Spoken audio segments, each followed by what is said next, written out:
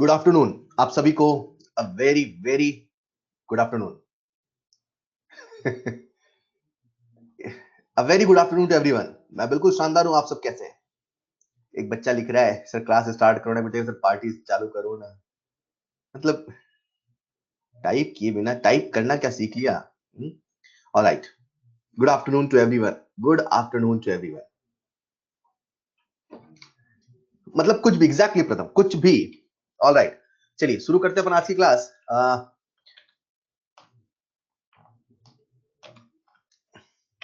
सबसे पहले आपको मैंने कुछ होमवर्क दिया था। आज हम क्लास के लास्ट में होमवर्क लेंगे।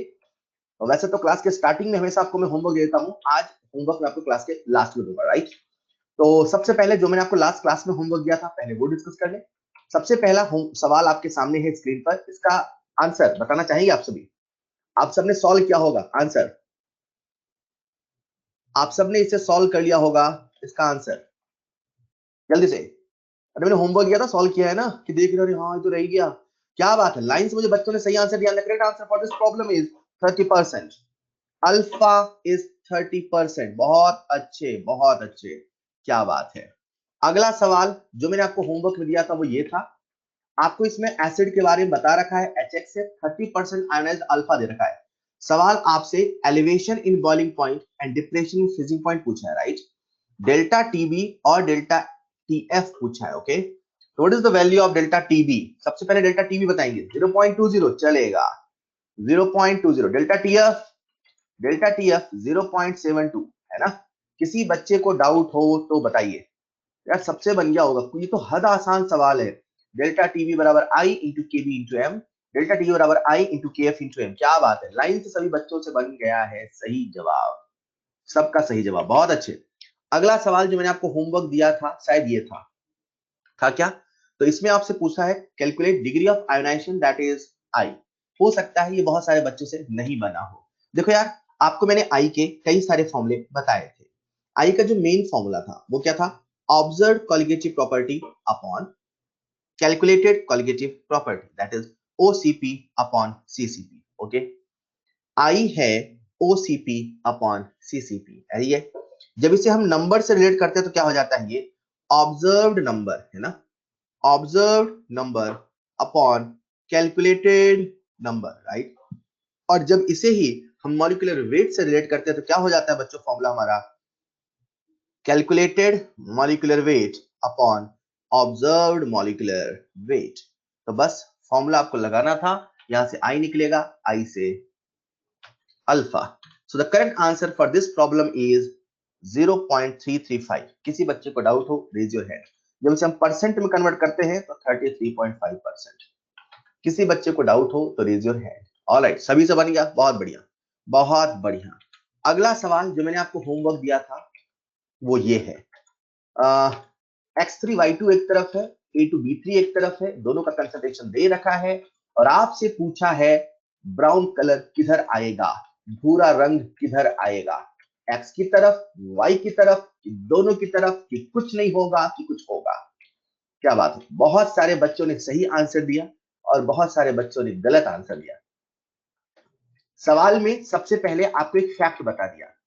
फैक्ट सवाल ने यह कहा कि X3Y2 और A2B3 की रिएक्शन होती है तो भूरा रंग आता है। काहे से भूरा आता है, क्यों आता है वो नहीं बताया, बोला भूरा रंग आता है। ब्राउन बोलने में मजा नहीं आता ना, भूरा रंग आता है, राइट? अब सवाल आपसे पूछ रहा है कि भूरा रंग किधर आएगा? लेफ्ट हैंड साइड पे आएगा कि राइट हैंड साइड पे आएगा कि कहीं नहीं आएगा? क्या बात है, बहुत सारे बच्चों ने मुझे सही आंसर दिया। अच्छा, कितने लोग कह रहे हैं, चलो ऐसे करते हैं, कितने लोग कह रहे हैं option number 1? Raise your hand. कितने लोग कह रहे हैं option number 1? Raise your hand. अभी बताओ। नहीं, वो लाल लाल करना है, रेज तब वो लाल लाल दिखे मुझे। कितने लोग कह रहे हैं option number 1? Raise your hand. Kushagra, Arpita, Ankit, Ruchika, Neha, option number 1 Ayushi, all right.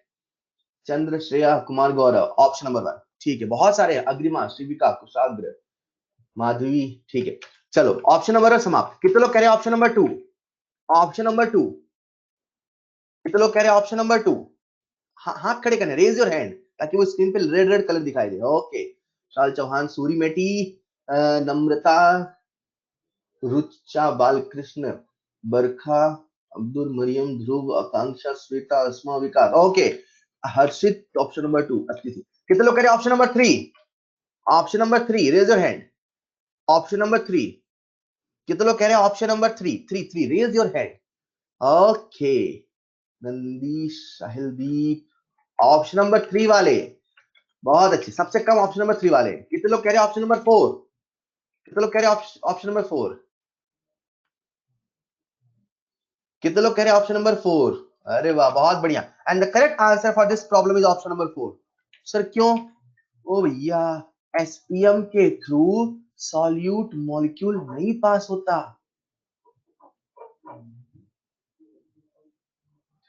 SPM के थ्रू सॉलिड मॉलिक्यूल नहीं पास होता।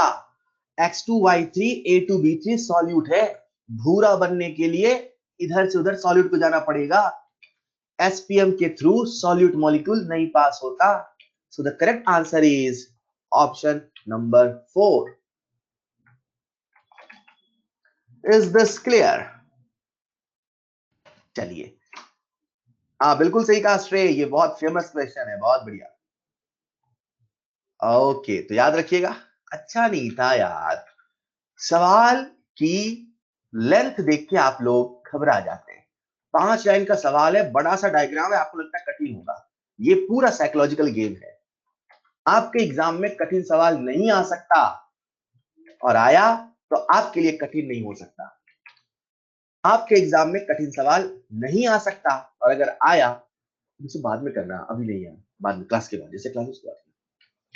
आपके एग्जाम में कठिन सवाल नहीं आ सकता, और अगर कठिन आया तो वो आपके लिए कठिन नहीं हो सकता। क्लियर? चलिए यार, अभी तक हम लोग जो पढ़ रहे थे, है ना, तो ये पूरा है सॉल्यूशन का न्यूमेरिकल एस्पेक्ट। और अब सॉल्यूशन में कुछ कुछ थ्योरेटिकल एस्पेक्ट बाकी है, कुछ कुछ कंसेप्चुअल एस्पेक्ट बाकी है। चलो उन पे बात कर लें। राइट? हुआ क्या, सबसे पहले मैंने आपको बताया वेपर प्रेशर के बारे में। चलो चलते हैं उन दिनों में जब हम वेपर प्रेशर को पहली बार सीख रहे थे। तो मैंने आपको सबसे पहले वेपर प्रेशर के बारे में बताया, और मैंने कहा भाई वेपर प्रेशर मेजर कैसे करें? तो आपने कहा साहब राउल्स लॉ लगाओ। अब हम इस काबिल हैं कि अगर हमारे सामने ये सॉल्यूशन है, मुझे आपका ध्यान चाहिए, है ना, कुछ कंसेप्ट है, थोड़ा फील करोगे, उसके बाद बार बार वही चीज रिपीट है। तो ये सॉल्यूशन है, अब सॉल्यूशन का हमें निकालना है वेपर प्रेशर। तो सॉल्यूशन का वेपर प्रेशर निकालना है तो राउल्स लॉ लगाना है।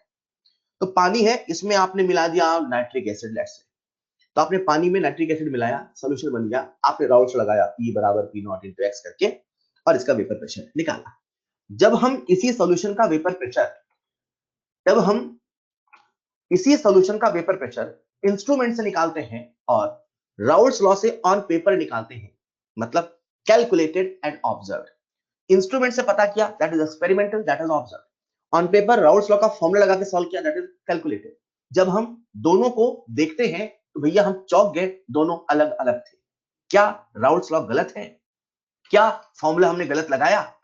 आपने फिर से सारा डाटा चेक किया, सब कुछ चेक किया, लेकिन फिर भी कैलकुलेटेड और ऑब्जर्व दोनों अलग अलग है। आखिर ऐसा क्यों है? सवाल है, जब हम सॉल्यूशन पढ़ते हैं तो जाने अनजाने में हम एक फैक्ट को नजरअंदाज करके चलते हैं। वो फैक्ट क्या है, जरा सुनिएगा। आप ऐसा पढ़ते हैं, या ऐसा अभी तक पढ़ा करते थे, हमारे सामने एक कंटेनर है, उसमें यहां पर है सॉल्वेंट। इस सॉल्वेंट में हमने मिला दिया सॉल्यूट। जब आप राउल्स लॉ लगाते हो तो राउल्स लॉ में सिंपली P बराबर P0 इंटू एक्स का फॉर्मूला लगाते हो। आप सॉल्यूशन जब बनता है तो AA के मॉलिक्यूल के बीच में BB का मॉलिक्यूल आता है। ये जो मैंने आपके सामने AB लिखा है, दैट इज A और B के बीच में इंटरैक्शन कैसा हुआ है, इसकी बात नहीं करते। अभी तक आप ऐसे किसी पहलू पे बात नहीं कर रहे थे। जब हम राउल्स लॉ लगा रहे थे तो हमने सिंपली फॉर्मूला लगाया। मैंने कहा जितना सॉल्वेंट होगा उतना पानी आएगा, उतना उसका मोल आएगा, उतना मोल फ्रैक्शन है, एंड फॉर्मूला निकाल लिया। लेकिन ऐसा भी तो हो सकता है ना कि जब हम सॉल्यूट को मिलाएं तो सॉल्यूट और सॉल्वेंट का आपस में अट्रैक्शन बड़ा स्ट्रांग हो जाए। मतलब इसे ऐसे समझो, ये वाटर वाटर वाटर है, जो रेड बॉल है ये वाटर है, इनका आपस में हाइड्रोजन बॉन्डिंग है। जैसे ही आपने इनके बीच में सॉल्यूट मिलाया तो बीच में सॉल्यूट आया। सॉल्यूट के आने से हो सकता है पानी पानी के बीच का जो हाइड्रोजन बॉन्डिंग था वो कमजोर पड़ जाए, या हो सकता है कि पानी पानी के बीच में नीले और लाल का हाइड्रोजन बॉन्डिंग हो जो कि पानी पानी से भी स्ट्रांग हो। हम अभी तक ऐसे किसी पहलू पे बात नहीं करते थे। सरल भाषा में हम सॉल्यूट और सॉल्वेंट के इंटरेक्शन को लेके नहीं चलते थे, लेकिन इंटरेक्शन तो हो सकता है और जब इंटरेक्शन होगा तो कहानी बदल जाएगी। इसे ऐसे समझे हम सरल भाषा में, हम ऐसा सोचते हैं क्या कि अगर एक सॉल्यूशन बना है, तो सॉल्यूशन है तो सॉल्यूशन में ये ए के मॉलिक्यूल है, राइट, या इन्हें हम नीले को बी बोल रहे हैं, तो मान लो ये बी का मॉलिक्यूल है और इन्हीं के बीच में है red molecule that is solvent. तो हम ऐसा सोचते हैं कि यहाँ का वेपर प्रेशर P बराबर PA0 इंटू एक्स से आएगा। तो ऐसा हम मान के चल रहे कि यहाँ जो सॉल्वेंट के मॉलिक्यूल है वो 100 है। मेरी बात को समझिएगा, हम 100 इसलिए मान रहे हैं क्योंकि हमने इनके बीच में किसी प्रकार के इंटरेक्शन को नहीं माना, नहीं सोचा। लेकिन वास्तविकता क्या है, रियलिटी क्या है? जब आप सॉल्यूट को सॉल्वेंट में मिलाते हो तो सॉल्यूट और सॉल्वेंट आपस में इंटरेक्ट करते हैं। इंटरेक्शन बढ़ सकता है, इंटरेक्शन घट सकता है।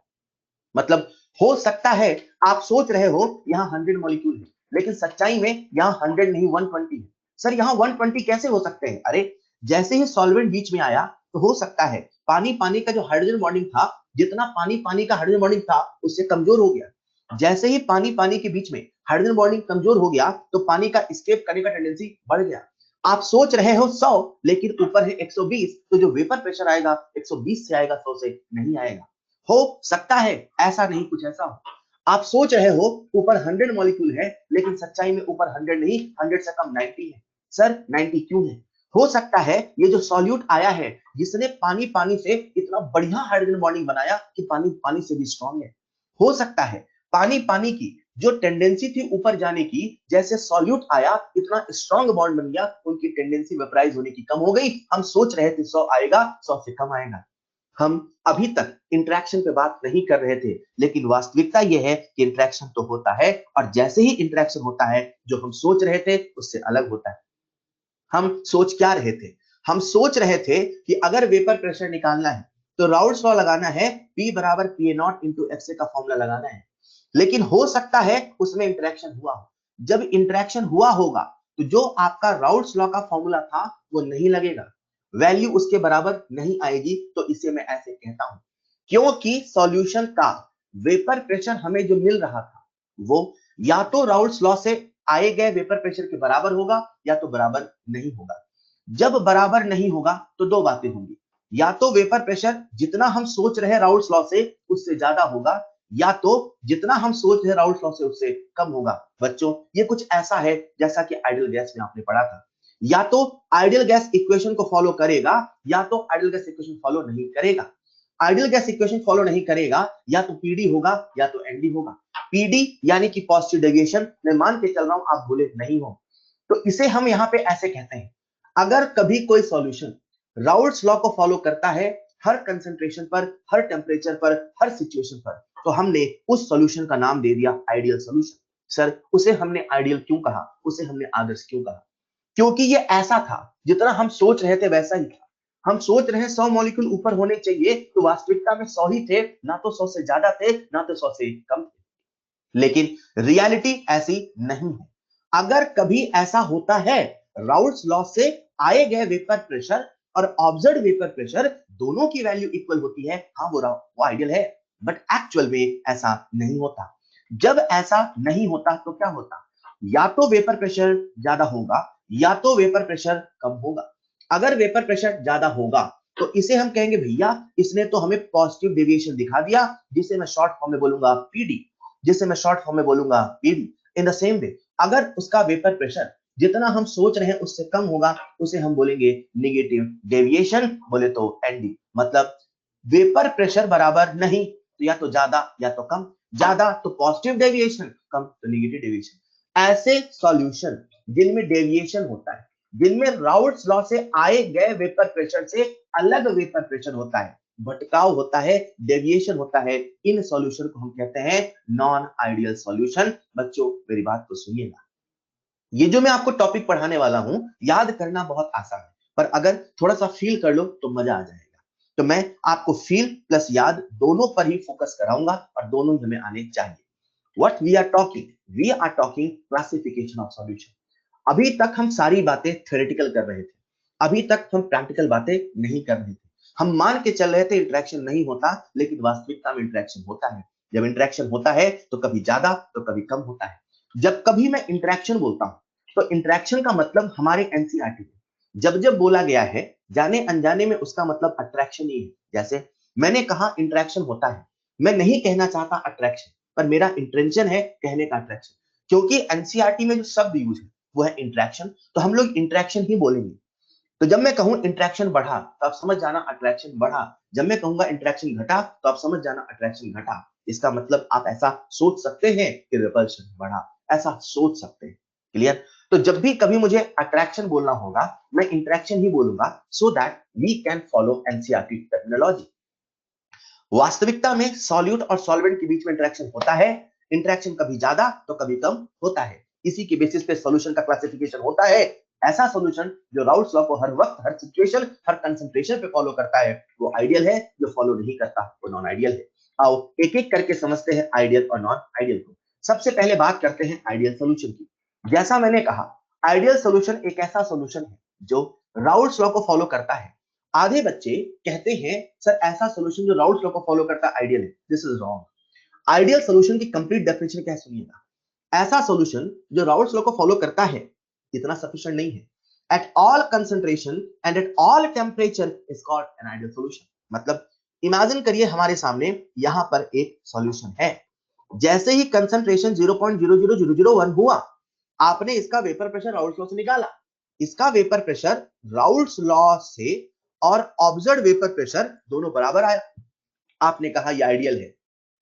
लेकिन जैसे ही इसका कंसंट्रेशन हो गया 1 मोलर, अब राउल्ट्स लॉ का वेपर प्रेशर और ऑब्जर्व वेपर प्रेशर दोनों बराबर नहीं है, तो क्या इसे हम आइडियल कहेंगे? नहीं कहेंगे। एज पर डेफिनेशन एक सॉल्यूशन आइडियल तभी होगा जब हर कंसंट्रेशन पर, हर टेम्परेचर पर, हर सिचुएशन पर वो राउल्ट्स लॉ को फॉलो करेगा, तभी वो आइडियल सॉल्यूशन होगा। किसी एक कंसंट्रेशन पर, किसी एक सिचुएशन पर जो राउल्ट्स लॉ को फॉलो करे वो आइडियल सॉल्यूशन नहीं है, वो आइडियल की तरह बिहेव कर रहा है। बिहेव करना और होने में अंतर होता है। अमिताभ बच्चन की एक्टिंग कोई भी कर सकता है, अमिताभ बच्चन होने में अंतर होता है। आइडियल सॉल्यूशन की तरह बिहेव कोई भी कर सकता है, आइडियल सॉल्यूशन होने में अंतर होता है। एज पर दिस कंसेप्ट हम समराइज कर सकते हैं कि परफेक्ट आइडियल सॉल्यूशन तो नहीं होता, लेकिन हाँ ये सच है कि किसी एक पर्टिकुलर सिचुएशन पर, कहीं पर, किसी एक कंसंट्रेशन पर, किसी एक टेम्परेचर पर कोई रियल सॉल्यूशन आइडियल सॉल्यूशन की तरह बिहेव कर सकता है। Perfect ideal solution, as per this definition, is hypothetical, but it is possible at a particular situation, at a particular concentration, at a particular temperature. Any real solution can behave like ideal solution. यहां पर जो solution का differentiation किया गया है वो on the basis of interaction ही किया गया है। तो अगर वो सॉल्यूशन आइडियल है मतलब राउल्ट्स लॉ को फॉलो करता है, मतलब उसमें इंटरेक्शन जैसा पहले था वैसा अभी भी है। जब मैं कहता हूं जैसा पहले था वैसा अभी भी है, इस बात को बहुत सारे बच्चे नहीं समझ पाते, तो पहले मैं इसे समझाता हूं। इसे बच्चों ऐसे इमेजिन करिए, ये जो मैं रेड कलर की बॉल बना रहा हूं दैट इज सॉल्वेंट का मॉलिक्यूल। ये जो रेड कलर की बॉल है ये सॉल्वेंट का मॉलिक्यूल, और ये जो ब्लू कलर की बॉल है ये सॉल्यूट का मॉलिक्यूल। सिंपल सी बात है, बी इज फॉर ब्लू, इसलिए मैंने चुना ब्लू। ये जो ब्लू कलर की बॉल है ये है हमारा सॉल्यूट का मॉलिक्यूल, और जो रेड कलर की बॉल है ये हमारा सॉल्वेंट का मॉलिक्यूल। सॉल्वेंट के मॉलिक्यूल में पहले से कुछ इंटरेक्शन था, पहले से इनका अपना इंटरेक्शन था। ऐसा नहीं है कि इनमें इंटरेक्शन पहले नहीं था। पानी है तो पानी पानी के बीच में हाइड्रोजन बॉन्डिंग था। सॉल्यूट का भी अपना इंटरेक्शन था, लेकिन जैसे ही आपने सॉल्यूशन बना दिया, जैसे ही आपने सॉल्यूशन बना दिया, तो सॉल्यूशन बनते से ही सॉल्वेंट के मॉलिक्यूल्स के बीच में सॉल्यूट का मॉलिक्यूल आ गया। लेकिन सबसे मजा तो तब आया जितना इंटरेक्शन सॉल्वेंट में था, जितना इंटरेक्शन सॉल्यूट में था, वैसा ही इंटरेक्शन डिक्टो अभी भी था। ना तो इंटरेक्शन बढ़ा पहले की तुलना में, ना तो इंटरेक्शन घटा पहले की तुलना में। अगर कभी ऐसा होता है तो जैसा पहले हो रहा था वैसा ही होता है। मॉलिक्यूल की ऊपर जाने की टेंडेंसी ना तो बढ़ती है ना तो घटती है। ऊपर जाने का मतलब है वेपोराइज होना, मतलब इंटरैक्शन ना तो बढ़ा ना तो घटा। अगर कभी ऐसा होता है तो इस प्रकार के सॉल्यूशन को हम कहते हैं आइडियल सॉल्यूशन। बच्चों मुझे एक बात बताओ, जब इंटरैक्शन ना तो बढ़ा ना तो घटा, मतलब जब मैं बोलूं इंटरैक्शन, आपको सोचना है अट्रैक्शन, लेकिन बोलना है इंटरैक्शन। जहन में हो, अंदर हो अट्रैक्शन, पर बोलना नहीं अट्रैक्शन। क्या बोलोगे? इंटरैक्शन। बच्चों एक बात बताओ, जब इंटरैक्शन बढ़ा, जब इंटरैक्शन बढ़ा, मैं आपसे पूछ रहा हूं, जब इंटरैक्शन बढ़ा तो मॉलिक्यूल पास पास आए कि दूर दूर गए? जब इंटरैक्शन बढ़ा तो मॉलिक्यूल पास पास आए। इंटरैक्शन बढ़ने का मतलब है मॉलिक्यूल पास पास आए, इंटरैक्शन घटने का मतलब है मॉलिक्यूल दूर दूर गए, राइट? ओके, एक बात बताओ, जब बॉन्ड बनता है तो एनर्जी रिलीज होती है। जब बॉन्ड बनता है तो एनर्जी रिलीज होती है। बॉन्ड बनने के लिए मॉलिक्यूल ने पास पास आना है कि दूर दूर जाना है? अट्रैक्शन होगा तब बॉन्ड बनेगा कि रिपल्शन होगा तब बॉन्ड बनेगा? अट्रैक्शन। मतलब अगर कभी अट्रैक्शन होता है, हम पूरा बोल रहे हैं, ठीक है? अगर कभी अट्रैक्शन होता है मतलब मॉलिक्यूल पास पास आता है, मतलब एनर्जी रिलीज होती है। मतलब यहां पर ना तो अट्रैक्शन बढ़ा ना तो अट्रैक्शन घटा। अब मैं बोल रहा हूं टेक्निकल शब्दों में, ना तो इंटरेक्शन बढ़ा ना तो इंटरेक्शन घटा, ना तो मॉलिक्यूल पास पास आया ना तो मॉलिक्यूल दूर दूर गया, ना तो बॉन्ड बना ना तो बॉन्ड टूटा, ना तो एनर्जी रिलीज हुई ना तो एनर्जी अब्सॉर्ब हुई। यानी कि अगर कभी कोई सॉल्यूशन आइडियल होगा तो क्योंकि उसमें इंटरेक्शन कोई चेंज नहीं होता है, ना तो एनर्जी अब्सॉर्ब ना तो एनर्जी रिलीज होता है, यानी कि डेल्टा एच मैक्स 0 होता है। उसी प्रकार से हम बात करते हैं वॉल्यूम पे। बच्चों एक कॉमन सेंस का सवाल पूछ रहा हूं, कॉमन सेंस का सवाल, ठीक है? मान लो ये है 100 ml, मान लो ये है 50 ml। अगर मैं दोनों को जोड़ूंगा तो बताओ सॉल्यूशन का वॉल्यूम कितना होगा? बताओ सॉल्यूशन का वॉल्यूम कितना होगा? अरे बोलो ना भाई। 150। बहुत बढ़िया। 150 ml जो कहता है वो कोई भी नॉर्मल बच्चा मुझे कह सकता है, लेकिन अगर हम बात करें एक्चुअल की, किसकी हम बात करें? एक्चुअल की, तो जो सॉल्यूशन का वॉल्यूम है वो हो सकता है 151 है या हो सकता है 149 है। सर आखिर ऐसा क्यों होगा? भाई बड़ी सिंपल सी बात है, जब आपने 150 बोला तो आप ऐसा मान रहे हो कि मॉलिक्यूल मॉलिक्यूल के बीच में जैसी डिस्टेंस थी वैसी ही डिस्टेंस सॉल्यूशन बनने के बाद में। मतलब इसे हम ऐसे समझते हैं, ये सॉल्वेंट का मॉलिक्यूल है और मान लेते हैं ये भी सॉल्वेंट का मॉलिक्यूल है, राइट? तो सॉल्वेंट सॉल्वेंट के बीच में इतनी डिस्टेंस है। अब उसी प्रकार से मान लेते हैं ये सॉल्यूट है से दूसरा सॉल्यूट की डिस्टेंस। तो जैसे ही सॉल्यूशन बना तो सॉल्वेंट सॉल्वेंट के बीच में आ गया सॉल्यूट। तो जब सॉल्यूट बीच में आएगा, हो सकता है इंटरेक्शन बढ़ा हो तो मॉलिक्यूल पास पास आ जाए, हो सकता है इंटरेक्शन घटा हो तो मॉलिक्यूल दूर दूर जाए। जब मॉलिक्यूल दूर दूर जाएंगे तो वॉल्यूम जितना होना चाहिए उससे ज्यादा होगा, और जब पास पास आएंगे तो जितना होना चाहिए उससे कम आएगा। नॉर्मल कॉमन सेंस कहता है 100 प्लस 50 150 होता है, ऐसा सिंपल मैथमेटिक्स में होता है। सॉल्यूशन के केस में अक्सर अक्सर 151 या 149 होता है। जब कभी मॉलिक्यूल दूर दूर गए यानी कि इंटरेक्शन घट गया तो जितना वॉल्यूम होना चाहिए उससे ज्यादा होगा।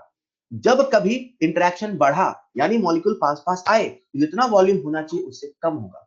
जब आप इसी एक्सपेरिमेंट को घर में करते हो, 100 प्लस 50 लेके 150 होना चाहिए, जब आप घर में करते हो तो 150 ही आता है। 100 प्लस 50 में अंतर समझ में नहीं आता, आपको पता ही नहीं चलेगा कि कितना घटा कितना बढ़ा। मतलब 100 plus 50 is very very small quantity, right? तो यहाँ पे जो चेंज आता है ना 0.001 ml का, 0.001 या तो घटेगा या तो बढ़ेगा। अगर इंटरेक्शन बढ़ा होगा तो वॉल्यूम घट जाएगा, अगर इंटरेक्शन घटा होगा तो वॉल्यूम इतने से बढ़ जाएगा। लेकिन जब यही लार्ज अमाउंट लेते हो तो वो इंटरेक्शन समझ में आता है, वो सिग्निफिकेंट चेंज समझ में आता है। खैर अभी तो हम बात कर रहे हैं आइडियल सॉल्यूशन की। एक बात बताओ, आइडियल सॉल्यूशन में मॉलिक्यूल पास पास आए कि दूर दूर गए? आइडियल सॉल्यूशन में मॉलिक्यूल पास पास आए कि दूर दूर गए? कि ना तो पास ना तो दूर। मॉलिक्यूल पास पास आए कि दूर दूर गए? ना तो पास ना तो दूर, ना तो इंटरेक्शन बढ़ा ना तो इंटरेक्शन घटा। 100 प्लस 50 कितना होना चाहिए? 150। अगर आइडियल सॉल्यूशन है, इफ आइडियल सॉल्यूशन कितना होना चाहिए? 150। अगर आइडियल सॉल्यूशन है तो वॉल्यूम ऑफ सॉल्यूशन कितना होगा? 150। कितना होना चाहिए? 150। कितना है 150, मतलब वॉल्यूम में कोई चेंज नहीं है मिक्स होने के बाद, यानी डेल्टा वी मिक्स कितना है 0। Hello, clear. ठीक उसी प्रकार से एक बात बताओ, जो ये आइडियल सॉल्यूशन है, क्या उसमें सॉल्वेंट और सॉल्यूट के बीच में किसी प्रकार की रिएक्शन हुई? नहीं हुई। सर जब इंटरेक्शन बदला ही नहीं तो वहां पे किसी प्रकार रिएक्शन नहीं है, कुछ नया नहीं बना है। अगर कुछ नया बन रहा तो एक नया सॉल्यूशन होगा, उसकी कहानी अलग होगी, राइट। तो delta V mix equal to 0, delta H mix equal to 0, किसी प्रकार की केमिकल रिएक्शन नहीं होती है।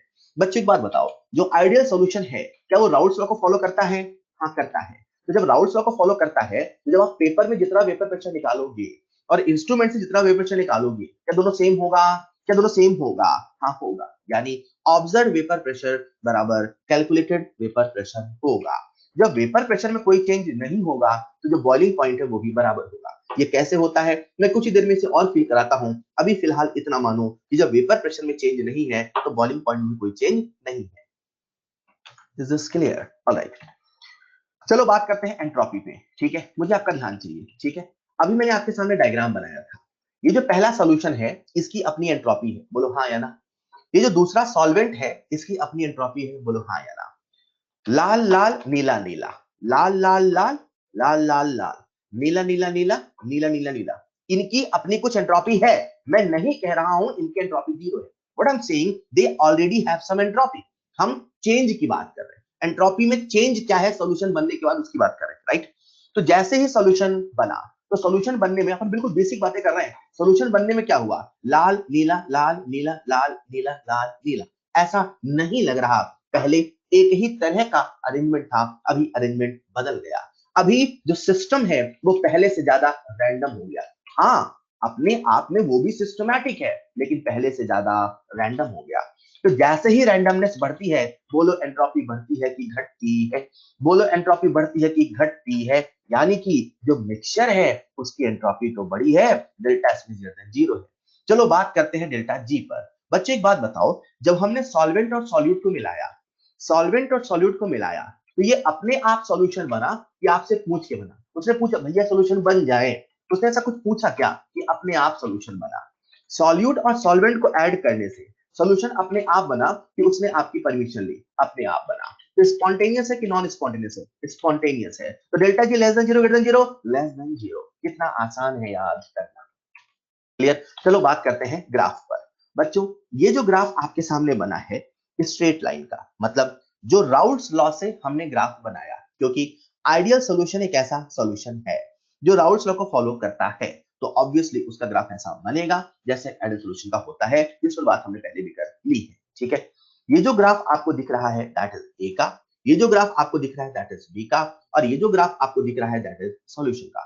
तो स्ट्रेट लाइन जो ग्राफ आपके सामने बना है, this is the graph of solution. I hope यहां कोई दिक्कत नहीं है। क्लियर।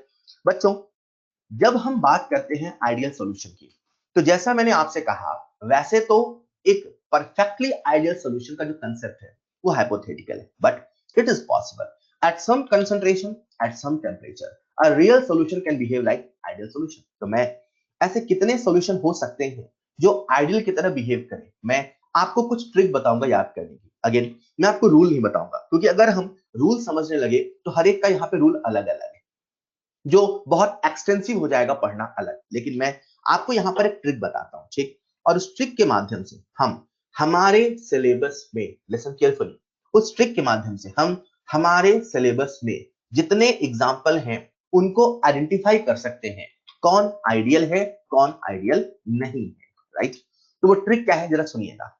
अगर कभी ऐसा होता है, molecular weight, molecular weight, right, अगर कभी ऐसा होता है सॉल्यूट और सॉल्वेंट का मॉलिक्यूलर वेट लगभग समान होता है, लगभग समान होता है, और अगर कभी ऐसा होता है कि सॉल्यूट और सॉल्वेंट के बीच में, right, solute and solvent do not have any special type of interaction, do not have any special type of interaction। अगर कभी ऐसा होता है कि सॉल्यूट और सॉल्वेंट के बीच में किसी प्रकार का इंटरेक्शन कोई स्पेशल वाला नहीं है। सर ये स्पेशल वाला कौन सा इंटरेक्शन होता है? जैसे कि hydrogen bonding, van der Waals force special interaction नहीं है, वो तो हर जगह जहां साइज है। तो अगर कहीं पर किसी प्रकार का स्पेशल इंटरेक्शन नहीं है और मॉलिक्यूलर वेट सॉल्यूट और सॉल्वेंट दोनों का सिमिलर है, तो ऐसे सॉल्यूशन आइडियल सॉल्यूशन की तरह बिहेव कर सकते हैं। For an example benzene and toluene. Benzene और टॉलुइन जिसमें एक CH2 का डिफरेंस है, तो मॉलिक्यूलर वेट लगभग समान है। CCl4 SiCl4 कार्बन के जस्ट नीचे आता है सिलिकॉन, तो कार्बन सिलिकॉन में सबसे मिनिमम अंतर है, इससे छोटा अंतर पॉसिबल नहीं है, राइट। और इन दोनों के बीच में किसी प्रकार का स्पेशल इंटरेक्शन नहीं है, हाइड्रोजन बॉन्डिंग नहीं है, हाइड्रोजन बॉन्डिंग नहीं है, हेक्सेन हेप्टेन हाइड्रोजन बॉन्डिंग नहीं है, BrCl हाइड्रोजन बॉन्डिंग नहीं है, PHCl PHBr हाइड्रोजन बॉन्डिंग नहीं है, butyl chloride butyl bromide hydrogen bonding नहीं है। क्लियर। और इन सब का जो मॉलिक्यूलर वेट है वो भी लगभग समान है। व्हाट आई एम सेइंग, लगभग समान, राइट। मॉलिक्यूलर वेट लगभग सिमिलर। अगर कभी ऐसा होता है तो वो सॉल्यूशन एक पर्टिकुलर कंसंट्रेशन पर, एक पर्टिकुलर टेम्परेचर पर आइडियल तरह बिहेव करता है। ये एक यूनिवर्सल रूल नहीं है, ये हम ट्रिक है जिसे हम हमारे सिलेबस में मौजूद एग्जांपल्स याद कर सकते हैं। क्लियर। तो सॉल्यूशन या तो आइडियल होगा या तो आइडियल नहीं होगा। तो जब आइडियल नहीं होगा तो कैसा होगा? सबसे पहले बात करते हैं, जब आइडियल नहीं होगा तो क्या क्या होगा। जब आइडियल नहीं होगा तो राउल्ट्स लॉ को फॉलो नहीं करेगा, इंटरेक्शन भी बराबर नहीं होगा। ऋषिका, हाँ ऐसा कोई जरूरी नहीं है, ऑलवेज नहीं बोल सकते। एक बच्चे ने मुझसे डाउट पूछा है, आप सभी सुन लें, जो मैं आपको भी ट्रिक बता रहा था, उसने मुझसे पूछा सर क्या ये ऑलवेज आइडियल नहीं है? ऑलवेज आइडियल नहीं बोल सकते, बहुत हाई कंसंट्रेशन पे नहीं भी होगा।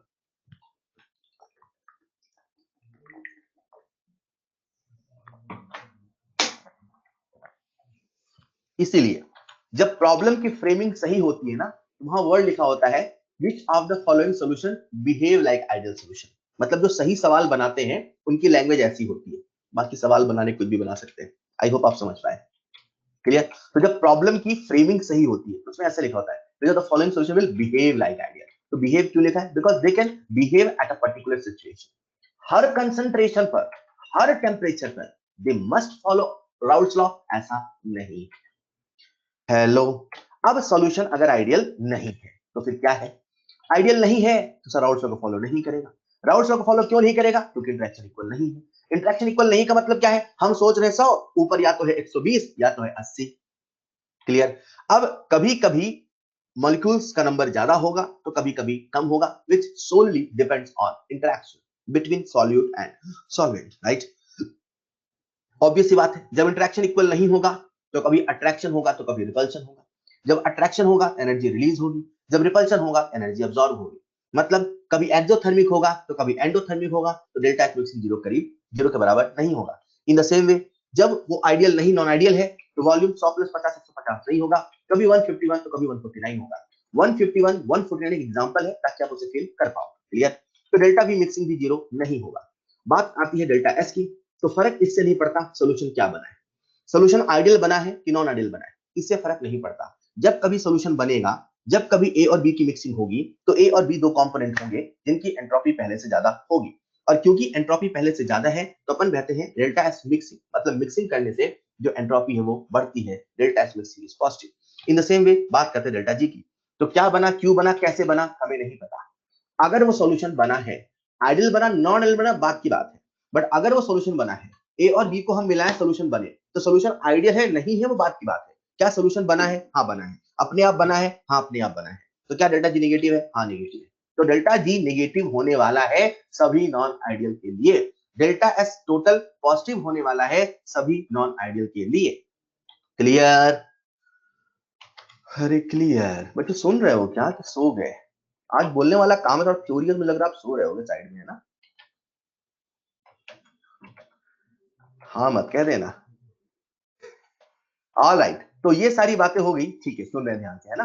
तो पानी पीते रहे, सुनते रहे, गहरी सांस लेते रहे, सोना नहीं है।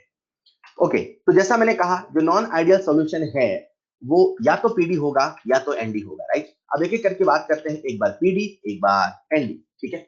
सबसे पहले बात करते हैं अपन पीडी, बोले तो पॉजिटिव डेविएशन की। ओके, तो जैसा इसका नाम बता रहा पॉजिटिव डेविएशन, एक बार पहले फील कर लेते हैं, जैसे फील करोगे बाकी सारे पॉइंट ऑब्वियस लगेंगे, कॉमन सेंस लगेंगे। पीडी है मतलब पॉजिटिव डेविएशन है, मतलब जितना हम प्रेशर सोच रहे हैं उससे ज्यादा है। मतलब हम सोच रहे हैं कि ये जो सॉल्यूशन है, अरे सुन रहे हो ना, हम सोच रहे हैं कि ये जो सॉल्यूशन है, लेट्स से यहाँ पे कुछ टेम्परेचर है, ये जो सॉल्यूशन है दैट इज ए और बी, हम सोच रहे हैं इसका वेपर प्रेशर होना चाहिए 0.2, लेकिन जब हम इसे मेजर करते हैं, है ना, इसे जब हम मेजर करते हैं तो वेपर प्रेशर आता है 0.3। हम सोच कितना रहे 0.2, पर है कितना 0.3, ज्यादा है कम, ज्यादा। तो ज्यादा क्यों है? क्योंकि ज्यादा मॉलिक्यूल। ज्यादा मॉलिक्यूल क्यों है? क्योंकि जितना हम सोचे उससे ज्यादा पहुंच गए। ज्यादा क्यों पहुंच गए सर? क्योंकि यहाँ पे इंटरेक्शन घट गया। इंटरेक्शन घट गया तो मॉलिक्यूल की को आजादी मिल गई। ऐसे होता है आपके साथ, जैसे ही इंटरेक्शन घट गया तो मॉलिक्यूल्स को आजादी मिल गई, और जैसी आजादी मिली अपना घर छोड़ के चले। तो जैसे ही उनके अंदर आजादी आई वो अपने सरफेस छोड़ के ज्यादा गए, तो इंटरेक्शन क्या हो गया? यहाँ पे घट गया। तो अपन इसे ऐसे बोलेंगे, जब कभी, राइट, जब कभी सॉल्वेंट और सॉल्यूट के बीच में इंटरेक्शन घटेगा, ठीक है, जब कभी सॉल्वेंट और सॉल्यूट के बीच में इंटरेक्शन घटेगा, सर किससे घटेगा? कंपैरिजन किससे हुआ?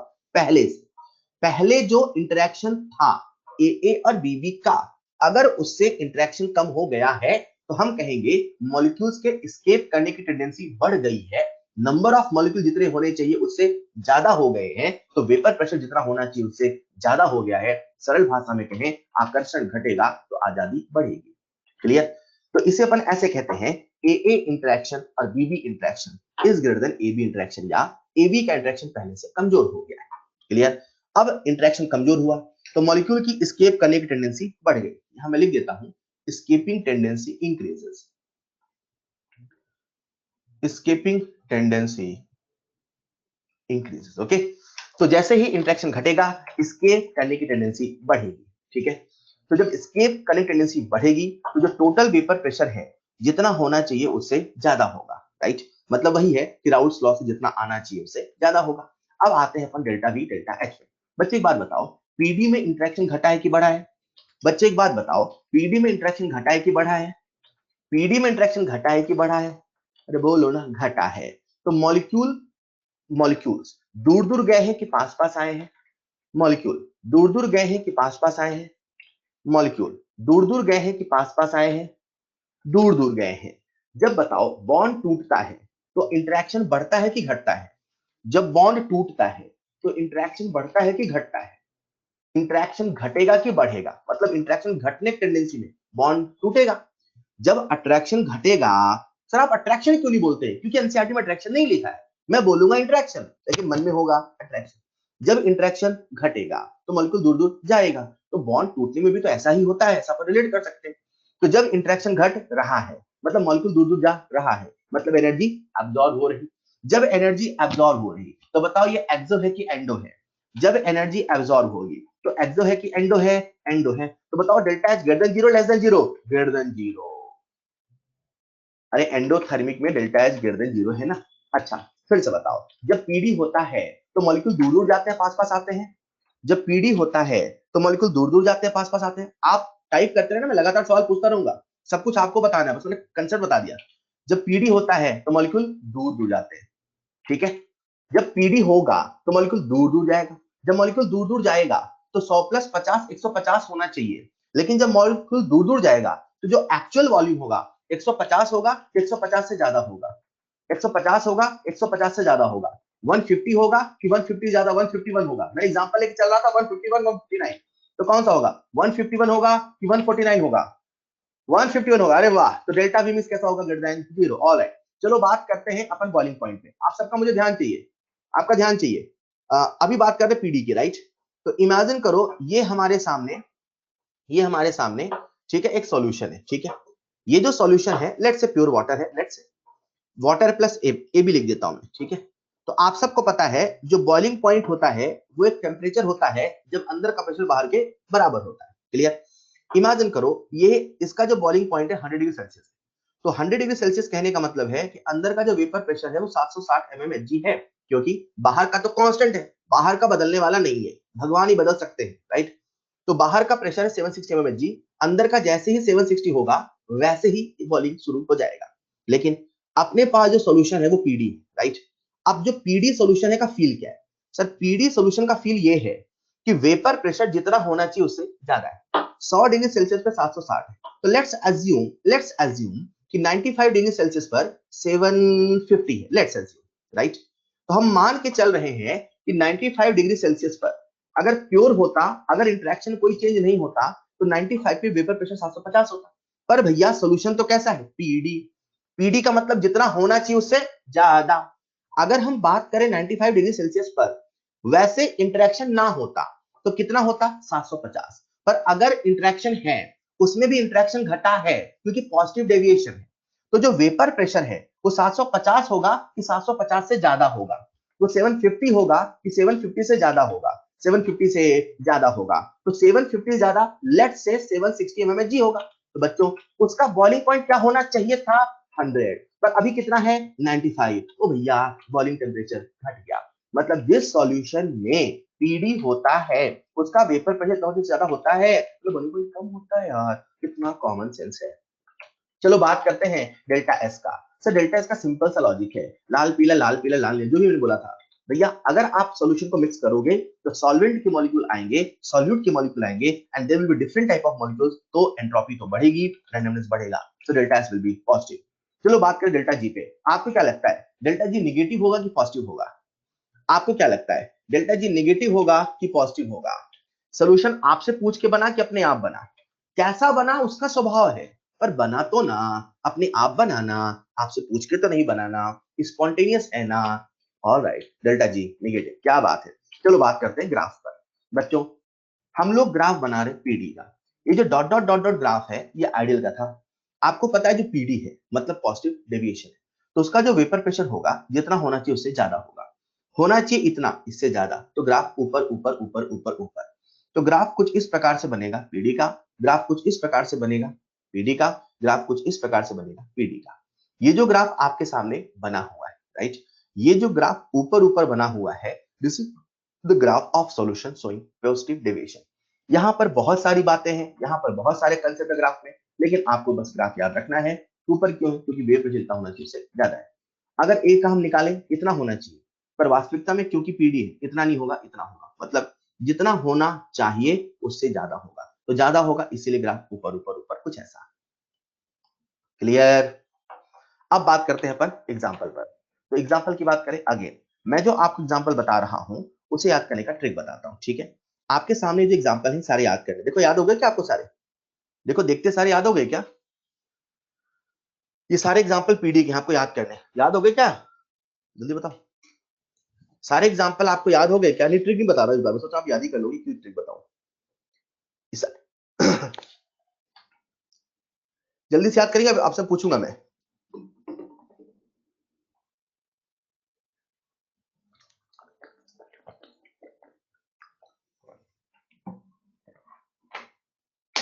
ऑलराइट,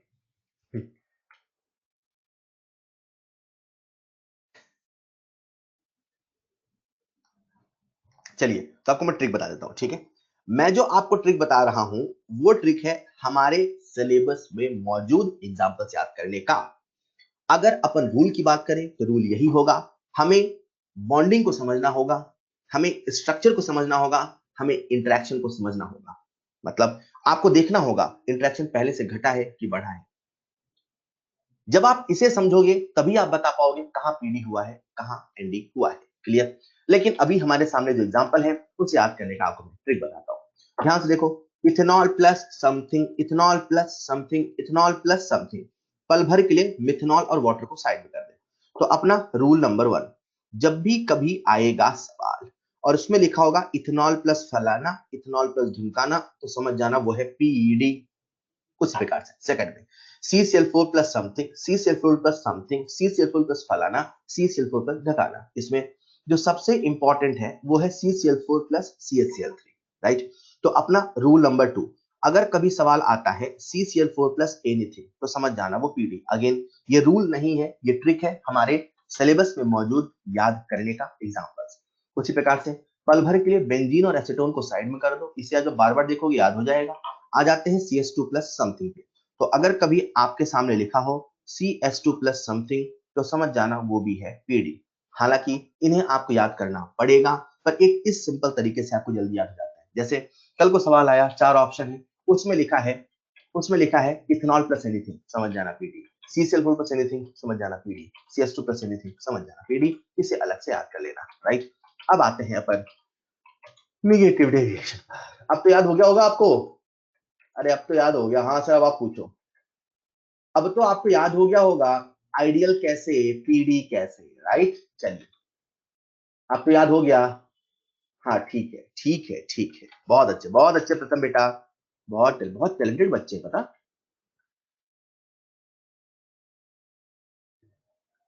ठीक है, आते हैं आसमा बेटा, आते हैं। ऑल राइट, चलिए तो अगला अपने सामने है निगेटिव डेविएशन, ठीक है। निगेटिव डेविएशन सबसे पहले अपन फील कर लेते हैं। निगेटिव डेविएशन का मतलब क्या है, जितना प्रेशर होना चाहिए उससे कम है। होना चाहिए 0.2 पर है 0.1। जितना होना चाहिए राउल्ट्स लॉ से उससे कम क्यों है, क्योंकि जितने मॉलिक्यूल होने चाहिए उससे कम है। जितने मॉलिक्यूल होने चाहिए उससे कम क्यों है, क्योंकि ऊपर नहीं जा पाए। ऊपर क्यों नहीं जा पाए, जाने नहीं मिला। जाने क्यों नहीं मिला, क्योंकि नीचे इंटरेक्शन बढ़ गया। नीचे इंटरेक्शन किसके बीच में बढ़ गया, अगर सॉल्यूट और सॉल्वेंट के बीच में बढ़ गया। अगर कभी सॉल्यूट और सॉल्वेंट के बीच में इंटरेक्शन पहले से ज्यादा होगा तो उसे हम कहेंगे negative deviation. Is this clear. मतलब ये हमारे सामने सॉल्वेंट सॉल्वेंट है, सॉल्यूट सॉल्यूट है, और ये सॉल्वेंट सॉल्यूट है। तो जैसे ही आपने बनाया, तो अगर कभी ऐसा होता है कि AB का इंटरेक्शन AA और BB इंटरेक्शन से ज्यादा है, तो अपन उसे कहेंगे नेगेटिव डेविएशन। अब फटाफट आप मुझे बताओगे, यहां पर किसका इंटरेक्शन ज्यादा है, AB का। यहां पर किसका इंटरेक्शन ज्यादा है, AB का। किससे ज्यादा है, AA और BB से, राइट। यहां पर किसका इंटरेक्शन ज्यादा है, AB का। किससे ज्यादा है, AA और BB से। तो जब इंटरेक्शन ज्यादा है तो स्केपिंग टेंडेंसी कम होगा। तो लिख देता हूं मैं यहाँ पे, स्केपिंग टेंडेंसी डिक्रीजेस। पीडी में बढ़ रहा था, यहाँ पे घट रहा है, राइट। तो मॉलिक्यूल ऊपर नहीं जाने पाएंगे, राइट। तो जब मॉलिक्यूल ऊपर नहीं जाने पाएंगे तो वेपर प्रेशर जितना होना चाहिए उससे कम होगा। तो जो सॉल्यूशन का वेपर प्रेशर होगा, जितना आप राउल्ट्स लॉ से निकालोगे उससे कम होगा। सॉल्यूशन का वेपर प्रेशर आप राउल्ट्स लॉ से निकालोगे 0.2, तो यहाँ पे होगा 0.1। Clear. In the same way आते हैं डेल्टा एच डेल्टा बी पे। आप एक बात बताओ, निगेटिव डेविएशन में इंटरेक्शन बढ़ा है कि घटा है, बढ़ा है। इंटरेक्शन बढ़ा है तो मॉलिक्यूल पास पास आए कि दूर दूर गए हैं, पास पास आए।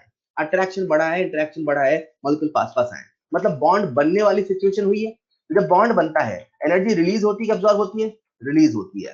प्रोसेस एक्सोथर्मिक है कि एंडोथर्मिक है, एक्सोथर्मिक है। तो डेल्टा एच कैसा होगा, लेस देन 0। चलो आते हैं डेल्टा बी पर। एक बात बताओ, जब हमने सॉल्यूट और सॉल्वेंट को मिक्स किया है तो मॉलिक्यूल पास पास आया, दूर दूर गया, पास पास आया। तो 100 प्लस 50 कितना होना चाहिए, 150। बट अभी मॉलिक्यूल में इंटरेक्शन बढ़ा है, मॉलिक्यूल पास पास आया है, तो 150 होगा कि 149 होगा कि 151 होगा, 150 होगा कि 149 होगा कि 149 होगा। मतलब डेल्टा वी मिक्स कितना होगा, लेस देन 0। 149 माइनस 150 बोले तो less than 0। Clear. In the same way आते हैं अपन बॉइलिंग पॉइंट पे। तो बॉइलिंग पॉइंट को उसी एग्जांपल से समझते हैं। मतलब क्या, इमेजिन करिए हमारे सामने एक ये सॉल्यूशन है और 100 डिग्री सेल्सियस पे बॉइल होता है। 100 पे बॉइल होता है क्योंकि 100 पे इसका वेपर प्रेशर 760 mmHg होता है। लेकिन भैया इसमें तो हो गया निगेटिव डेविएशन। जैसे इसमें निगेटिव डेविएशन हो गया, राइट, तो 100 डिग्री सेल्सियस पर अगर किसी प्रकार का डेविएशन नहीं होता तो कितना वेपर प्रेशर होता, 760। बट अभी यहां पर डेविएशन है, तो अभी कितना वेपर प्रेशर होगा, 760 से कम कि 760 से ज्यादा। सर निगेटिव डेविएशन है, मतलब प्रेशर जितना होना चाहिए उससे कम है। मतलब यहाँ पे लेट्स से इसका जो वेपर प्रेशर है वो है 750 mmHg, राइट।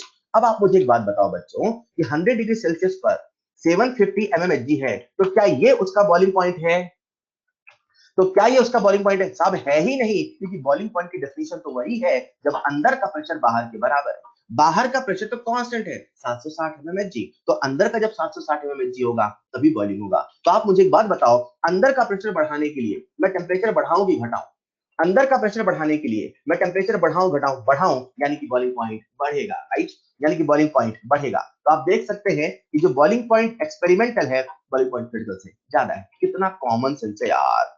एक बात बताओ, डेल्टा एस कैसा होगा, आप सबको बताना है डेल्टा एस कैसा होगा, समझाऊं क्या, वही है सर, लाल पीला लाल पीला लाल नीला। एंट्रोपी बढ़ेगी, रैंडमनेस बढ़ेगी। डेल्टा जी पे क्या कमेंट करेंगे, डेल्टा जी पे क्या कमेंट करेंगे, एक बच्चे लिखा सर अच्छे कमेंट करेंगे। अच्छे कमेंट नहीं, आपको बताना नेगेटिव होगा कि पॉजिटिव होगा, राइट। तो डेल्टा जी कैसा होगा, नेगेटिव। सो सिंपल यार, सर सोल्यूशन बना तो सही ना, हमसे पूछ के नहीं अपने आप बनाना, तो डेल्टा जी नेगेटिव होगा, राइट। चलो बात करते हैं ग्राफ पे। एक बात बताओ, इसका जो ग्राफ होगा, जितना वेपर प्रेशर हम सोच रहे हैं उतना होगा, उससे कम होगा, तो जितना हम सोच रहे हैं उससे कम होगा, तो ग्राफ नीचे नीचे नीचे नीचे नीचे नीचे नीचे नीचे नीचे नीचे। बहुत सारे इसमें कंसेप्ट है, लेकिन आपको बस इतना ही याद रखना है कि ग्राफ कैसा बनता है। क्लियर? क्लियर। चलो बात करें एग्जांपल पे। आपके सामने कुछ एग्जांपल लिखे, इन्हें फटाक से याद करेंगे। आपके सामने कुछ एग्जांपल्स लिखे हैं, इन्हें जल्दी से याद करेंगे। जैसे मैंने कहा जल्दी से याद करेंगे, सारे बच्चों ने याद कर लिया। सर याद कर लिया, मैंने कहा क्या sir? CHCl3 plus anything, CHCl3 plus anything, पहला वाला देखा ना, तो CHCl3 plus anything sir ND. फिर यहां पे आते हैं water plus acid, water plus acid, acid plus alcohol, right? तो याद कर लेते हैं। सर दूसरा होगा वाटर प्लस एसिड एनडी, तो वो बच्चे याद कर लेते हैं। क्या सबको याद हो गया? अरे बोलो ना, क्या सबको याद हो गया? तो अब मैंने उनसे एक सवाल पूछा। सवाल क्या पूछा? सबको याद हो गया? CHCl3 plus anything ND. चलो मेरा पहला सवाल, बेंजीन प्लस टोलुइन। हाँ अंतरिक्ष बेटा, benzene plus toluene, benzene plus toluene ideal. यार पिछला भूल जाते हो आप। Benzene plus toluene ideal. Ethanol plus water, ethanol plus water, ethanol plus water PD, बहुत बढ़िया। CHCl3 plus anything, CHCl3 plus anything ND, CHCl3 plus CCl4, CHCl3 plus CCl4, CHCl3 plus CCl4, CHCl3 plus CCl4 ND. गलत। तो अभी तो आपने कहा था CHCl3 plus anything. हाँ, CHCl3 प्लस एनीथिंग याद रखना, पर उसमें ये भी याद रखना एक्सेप्ट CCl4। आपने सर पहले क्यों नहीं बताया? ताकि आप गलत करें, और जब आप गलत करेंगे तभी तो आप याद रखेंगे। जब आप पीडी याद कर रहे थे ना, तो पीडी का एक बड़ा फेमस केस है CHCl3 प्लस CCl4। तो CHCl3 प्लस CCl4 में पीडी होता है। तो आप जब स्ट्रिक को याद करते हैं, जो हमारे सिलेबस में मौजूद एग्जांपल्स याद करने के लिए है, that is CHCl3 plus anything, उसमें भूल जाते हैं CCl4 नहीं रखना है। तो आपको याद रखना है CHCl3 plus anything except, except CCl4, right? याद रहेगा क्या? ओके, तो ये सारे एग्जांपल हो गए पीडी के, एनडी के। बच्चों सॉल्यूशंस का क्लासिफिकेशन कर लिया। नेक्स्ट कंसेप्ट जो हमारे सामने है दैट इज आइसोट्रोपिक मिक्सचर। मुझे आप सबका ध्यान चाहिए, बहुत प्यारा कंसेप्ट, बहुत सिंपल कंसेप्ट है, ठीक है? ध्यान चाहिए, ध्यान सुनोगे तो बहुत आसान लगेगा। बाकी सब कुछ आप ही बताने वाले हो, कंसेप्ट मैं बताऊंगा फिर आप सब बताओगे, ठीक? आइसोट्रोपिक मिक्सचर है क्या? कैसे बोलता हूं आइसोट्रोपिक, तो आधे बच्चे तो पहले परेशान है, क्या खतरनाक चीज है, राइट? तो सबसे पहले आपको मैं ले चलता हूं एक इंडस्ट्री में, है ना? अपनी फैक्ट्री तो ही हमेशा से फैक्ट्री, हर चैप्टर में फैक्ट्री पर लगा लेते हैं, नहीं? तो अभी इमेजिन करें अपनी फैक्ट्री है फर्मेंटेशन की, राइट? अपनी फैक्ट्री है जहां शुगर का फर्मेंटेशन होता है, जहां से इथेनॉल बनता है, उसकी फैक्ट्री है, क्लियर? तो आपको पहले एक फैक्ट बता रहा हूं मैं, ठीक? होता क्या है, जो इथेनॉल है, या जब भी कभी दो लिक्विड्स का हमें सेपरेशन करना होता है ना, तो अपन एक कंसेप्ट का इस्तेमाल करते हैं। जब भी कभी हमें दो लिक्विड जिनका बॉइलिंग पॉइंट अलग अलग है, राइट? दो लिक्विड जिनका बॉइलिंग पॉइंट अलग अलग है, उन्हें जब हमें सेपरेट करना होता है, तो सेपरेट करने के लिए हम लोग एक प्रोसेस इस्तेमाल करते हैं जिसे बोलते हैं डिस्टिलेशन। क्या बोलते हैं? डिस्टिलेशन। जरा सुनिएगा ध्यान से। इमेजिन करो इथेनॉल और वाटर का मिक्सचर है, ठीक है? अब इथेनॉल और वाटर में से अपने को इथेनॉल और वाटर अलग अलग करना है। तो इथेनॉल और वाटर अपने आप अलग नहीं होगा। ऐसा नहीं कि आपने पानी लिया और वो फिल्टर लिया छन्नी और फिल्टर पेपर अलग होगा, ऐसा अलग नहीं होगा, है ना? तो उसके लिए हमें करना होता है डिस्टिलेशन। तो डिस्टिलेशन का जो कंसेप्ट होता है वो ये होता है कि जब भी कभी दो अभी मैं एजेट्रोपिक मिक्सचर नहीं बता रहा हूं, मैं बता रहा हूं एजेट्रोपिक, समझिए अब क्या आना चाहिए, ठीक? तो जो भी इथेनॉल और वाटर, या जब भी कभी दो लिक्विड होते हैं, तो दोनों लिक्विड का बॉइलिंग पॉइंट डिफरेंट होता है। कैसा होता है? डिफरेंट। बॉइलिंग पॉइंट डिफरेंट कहने का मतलब क्या है? बॉइलिंग पॉइंट डिफरेंट कहने का मतलब है, एक मिनट थोड़ा इसे मैं नीचे लिखूं। बॉइलिंग पॉइंट डिफरेंट कहने का मतलब है, तो मैं कह रहा था उसे हम सेपरेट करते हैं डिस्टिलेशन से, राइट? और ये मान लो हमारे सामने है इथेनॉल और वाटर। ओके, ध्यान सुनना, अभी मैं कुछ और कंसेप्ट बता रहा हूं। तो इन दोनों का बॉइलिंग पॉइंट डिफरेंट है। बॉइलिंग पॉइंट डिफरेंट कहने का मतलब क्या होता है? बॉइलिंग पॉइंट डिफरेंट कहने का मतलब होता है उनका जो वोलेटाइल नेचर है डिफरेंट है, राइट? वही वाली बात है कि पानी का बॉइलिंग पॉइंट, पेट्रोल का बॉइलिंग पॉइंट अलग अलग है। पानी का बॉइलिंग पॉइंट, इथेनॉल का बॉइलिंग पॉइंट अलग अलग। क्यों? क्योंकि दोनों का वोलेटाइल नेचर अलग अलग है। तो जब अपन कहते हैं कि जब कभी दो लिक्विड का बॉइलिंग पॉइंट डिफरेंट होता है, यानी कि जब उनका वोलेटाइल नेचर डिफरेंट होता है, तो उनका जो वेपर बनता है वो अलग अलग बनता है। किसी का वेपर जल्दी बनेगा तो किसी का वेपर देर बनेगा। जिसका वेपर जल्दी बनेगा जल्दी बॉइल होगा, जिसका वेपर देर बनेगा बाद में बॉइल होगा। तो जब कभी दो लिक्विड का अलग अलग बॉइलिंग पॉइंट होता है, यानी कि अलग अलग वोलेटाइल नेचर होता है, तो उन्हें हम डिस्टिलेशन से सेपरेट आउट करते हैं। डिस्टिलेशन में करते क्या है? डिस्टिलेशन करने का तरीका होता है, इसे हम गर्म करते हैं, गर्म करते हैं, बनता है वेपर। आप सबको पता है XA and XB, that is mole fraction of solvent and solute in liquid phase. और आप सबको पता है YA and YB, that is mole fraction of A and B in vapour phase. तो डिस्टिलेशन ऐसे करते हैं, यहां बना वेपर, वेपर को हम एक पाइप में लेके आते हैं, राइट। इस पाइप में लेके आए और पाइप से सारा का सारा वेपर आ रहा है। अब समझ लें, यहाँ जो वेपर बन रहा है वो बन रहा है YA एंड YB। पूरी बात को ध्यान सुनना, ठीक है। यहाँ है XA एंड XB और यहाँ वेपर बना YA and YB। Clear? YA YB बना, YA YB को आपने पाइप से लिया, एक नया कंटेनर में लिया और यहाँ हो गया वो ठंडा। जैसे हुआ ठंडा तो YA YB जो था वेपर क्या बन गया? लिक्विड। तो जैसे बना लिक्विड उसे हम क्या बोलेंगे? X and x. क्लियर? अब फिर से आपने किया इसे गर्म, फिर से आपने यहाँ पे लगा दी पाइप, फिर से आपने उसे किया ठंडा और ठंडा करके लिया उसे आपने एक नए कंटेनर में, यहां से फिर से आया YA YB, जब यहाँ ठंडा किया तो बन गया एक्स एंड एक्स। क्लियर? ऐसा करके कुछ डिस्टिलेशन चलता रहता है, फिर से गर्म करेंगे, फिर से वेपर आएगा, प्रोसेस चलता रहता है। अब ये जो प्रोसेस है तब तक चलता रहता है, या तब तक सेपरेशन होता रहेगा। मेरी बात को समझना, एक्स ए एक्स बी पहले बहुत ज्यादा था, मतलब इनका जो मोल फ्रैक्शन पहले ज्यादा था, राइट, और YA YB बन रहा था। फिर जब YA YB यहाँ वेपर बना तो हो सकता है YA ज्यादा हो सकता है YB ज्यादा हो। जो ज्यादा वोलेटाइल होगा उसका मोल फ्रैक्शन ज्यादा होगा, जो कम वोलेटाइल होगा उसका मोल फ्रैक्शन कम होगा। स्वाभाविक सी बात है। तो जैसे वो यहाँ लिक्विड बनेगा, पल भर के लिए हम मान लेते हैं, पल भर के लिए हम मान लेते हैं A is more volatile than B। ठीक है, A is more volatile than B। Clear? अब A को हम B से ज्यादा वोलेटाइल मान रहे हैं, तो कौन ज्यादा वोलेटाइल है? A। किसके ज्यादा वेपर बनेंगे? A के। तो किसका मोल फ्रैक्शन ज्यादा होगा? YA का। तो यहाँ पे कौन ज्यादा होगा? XA। फिर कौन होगा? XB।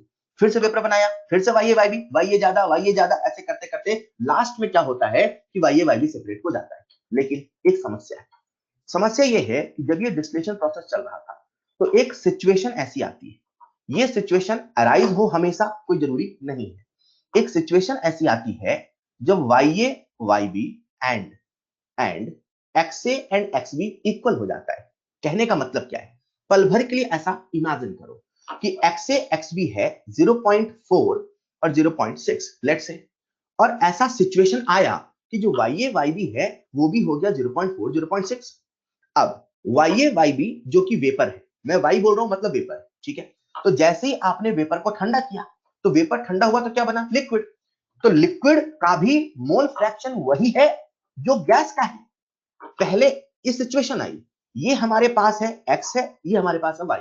जैसे ही Y को ठंडा किया तो Y ठंडा होके बना लिक्विड, तो फिर से लिक्विड का मोल फ्रैक्शन कितना हो गया? 0.4 0.6। फिर से बनाया वेपर, तो वेपर कितना हुआ? 0.4 0.6। फिर से ठंडा किया तो क्या बना? लिक्विड। मोल फ्रैक्शन कितना? 0.4 0.6। फिर से वेपर बनाया, क्या हुआ? वेपर। कितना मोल फ्रैक्शन? 0.4 0.6। अब हो क्या रहा है कि X और Y में सेपरेशन नहीं हो रहा। अब हो क्या रहा है कि वेपर फेज को जब ठंडा करते हो फिर से लिक्विड बनता है, उसमें भी A है उसमें भी Y है। फिर से वेपर बनाते हो, उसमें A है उसमें Y है। पहले क्या हो रहा था? YA ज्यादा B कम, YA ज्यादा बढ़ रहा था बढ़ रहा था बढ़ रहा था, B घट रहा था घट रहा था घट रहा था। तो हमें लगा एक समय ऐसा आएगा जब B थोड़ा सा होगा, A खूब ज्यादा होगा, A प्योर फॉर्म में निकल जाएगा।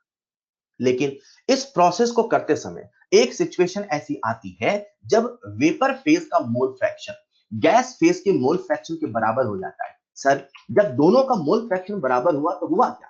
जैसे ही दोनों का मोल फ्रैक्शन बराबर हो गया तो अब सेपरेशन नहीं हुआ। सर, मोल फ्रैक्शन के बराबर होने सेपरेशन क्यों नहीं हुआ?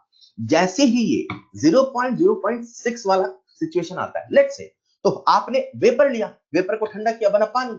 फिर से मोल फ्रैक्शन कितना आया? 0.406। फिर से बना वेपर, कितना आया? 0.406। अब सेपरेशन नहीं हो रहा। ये जो सिचुएशन है जब वेपर फेज का मोल फ्रैक्शन जब वेपर फेज का मोल फ्रैक्शन लिक्विड फेज के कंपोजिशन के बराबर हो जाता है, ये जो सिचुएशन है यही एज़ोट्रॉप कहलाता है। ये जो सिचुएशन है यही एज़ोट्रॉप कहलाता है। और जैसे ही कोई सॉल्यूशन एज़ोट्रॉप बनता है उसका सेपरेशन नहीं होता।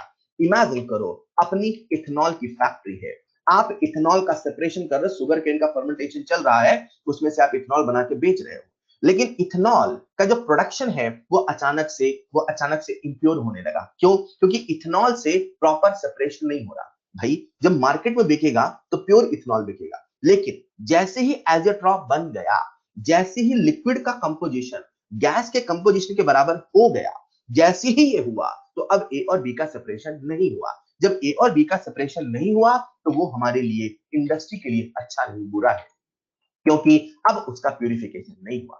एजियोट्रॉपिक मिक्सचर एक सिचुएशन है जो सॉल्यूशन के जीवन में आती है, और जब ये सिचुएशन आती है तब नीचे ऊपर बराबर हो जाता है। जैसा नीचे का मोल फ्रैक्शन वैसा ही ऊपर का मोल फ्रैक्शन, और जैसे ही मोल फ्रैक्शन बराबर होता है वैसे ही उसका सेपरेशन नहीं होता। बच्चों मैंने कहा वैसे ही उसका सेपरेशन नहीं होता using distillation. No further separation occurs using distillation. मैंने नहीं कहा कि उसका सेपरेशन अब कभी नहीं होगा, मैंने कहा उसका सेपरेशन डिस्टिलेशन से नहीं होगा। सर डिस्टिलेशन नहीं होगा तो कैसे होगा? अब उसका सेपरेशन होता है एजियोट्रॉपिक डिस्टिलेशन से। सर ये क्या होता है? बोलने में बड़ा अजीब लगता है पर बेहद ही आसान है। एजियोट्रॉपिक डिस्टिलेशन का मतलब है कि जहां वेपर फेज का कंपोजिशन लिक्विड फेज के कंपोजिशन बराबर हुआ, उसमें आपने कोई थर्ड कंपोनेंट मिला दिया। जैसे थर्ड कंपोनेंट मिलाया, मोल फ्रैक्शन डिस्टर्ब हो गया, मोल फ्रैक्शन डिस्टर्ब हो गया, फिर से बनने लगा। गड़बड़ कहां हुई थी? गड़बड़ हुई थी इस नंबर में, 0.4 0.6। जैसे ही 0.4 0.6 होता है वैसे ही y भी 0.4 0.6 होता है। तो अपने को ये नंबर तोड़ना है, ये नंबर को डिस्टर्ब करना है, तो इसमें कोई सी कंपोनेंट मिला दो, मोल फ्रैक्शन बदल जाएगा, फिर से सेपरेशन शुरू हो जाएगा।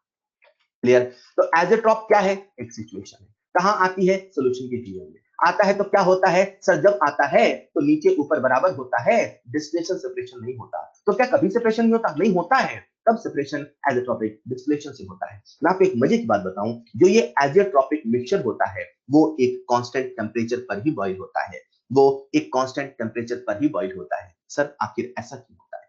इसको समझने के लिए सबसे पहले आपको एक कंसेप्ट को समझना होगा। इमेजिन करो हमारे सामने ये प्योर पानी है, राइट? ये प्योर है। सबसे पहले अपन समझते हैं जो प्योर होता है उसका मतलब क्या होता है। What is the meaning of pure? ये हमारे पास प्योर पानी है। मैं आपसे पूछ रहा हूं, जवाब चाहिए। ये प्योर पानी है। अगर प्योर पानी है तो बताओ एक्स से कितना? अगर प्योर पानी है तो बताओ एक्स से कितना? 1। शानदार जवाब। अगर प्योर पानी है तो बताओ वाई ये कितना? अगर प्योर पानी है तो बताओ वाई ये कितना? ओ भैया जीरो का है को, केवल ए है ना यार, जब कोई है ही नहीं तो मोल फ्रैक्शन 1 है, राइट? बच्चों ये प्योर की खासियत होती है, ये प्योर की प्रॉपर्टी होती है। प्रॉपर्टी क्या होती है कि mole fraction in the liquid phase and mole fraction in the vapour phase equal होता है। इसे ऐसे समझो, जब कभी नीचे और ऊपर का मोल फ्रैक्शन बराबर होता है यही प्योर होता है, और जो प्योर होता है उसका एक ही बॉइलिंग पॉइंट होता है। वाटर जो कि प्योर है वो 100 डिग्री सेल्सियस पर बॉइल होता है। जब तक इन दोनों पर, ये जो सिचुएशन थी, ए और बी का अलग अलग मोल फ्रैक्शन था, उस समय दोनों का वोलेटाइल नेचर अलग था। वोलेटाइल नेचर अलग था, ये कहने का मतलब है दोनों का बॉइलिंग पॉइंट अलग है। लेकिन जैसे ही नीचे ऊपर बराबर हो गया, जैसे ही नीचे ऊपर बराबर हो गया, ए और बी होकर भी वो एक ही हो गया। अगर कभी नीचे ऊपर का मोल फ्रैक्शन बराबर होता है, अगर कभी नीचे ऊपर का मोल फ्रैक्शन बराबर होता है, ये जो सिस्टम है पूरा का पूरा अलग होकर भी एक सिस्टम के जैसा बिहेव करता है। इसे हम कहते हैं behave like a single system. Behave like a single system. दोनों में ए और बी है, पर जो मोल फ्रैक्शन नीचे है वही मोल फ्रैक्शन ऊपर है, और जब मोल फ्रैक्शन नीचे है, जब मोल फ्रैक्शन ऊपर है, वही प्योर के जैसा है, और प्योर का एक ही बॉइलिंग पॉइंट होता है। इसे हम ऐसे भी कह सकते हैं, ऐसे भी कह सकते हैं। एक ही बात को कहने के तरीके हैं कि जो एजेट्रॉपिक मिक्सचर है जब बनता है तो फ्रैक्शनल डिस्टिलेशन से सेपरेट नहीं होता है, क्योंकि वो एक ही टेम्परेचर पर बॉइल होता है। एक ही टेम्परेचर पर बॉइल होता है, ये कहने का मतलब है जब बॉइलिंग टेम्परेचर अलग है तो वोलेटाइल नेचर अलग है, तो किसी का मोल फ्रैक्शन ज्यादा है तो किसी का कम है। लेकिन जब एक ही बॉइलिंग पॉइंट है, ये कहने का मतलब है कि अब वेपर फेज में भी वही मोल फ्रैक्शन है जो लिक्विड है। इसी वजह से जब पहली बार एजोट्रॉपी की खोज हुई, उसे हम कांस्टेंट बॉइलिंग मिक्सचर भी कहते थे। तो कांस्टेंट बॉइलिंग मिक्सचर क्यों कहते थे? क्योंकि नीचे ऊपर मोल फ्रैक्शन बराबर है। एक बार सवालों से पढ़ते हैं। आइसोट्रोपिक मिक्सचर क्या है? सिचुएशन सॉल्यूशन में आता है जब आता है नीचे ऊपर बराबर होता है। जब नीचे ऊपर बराबर होता है क्या होता है?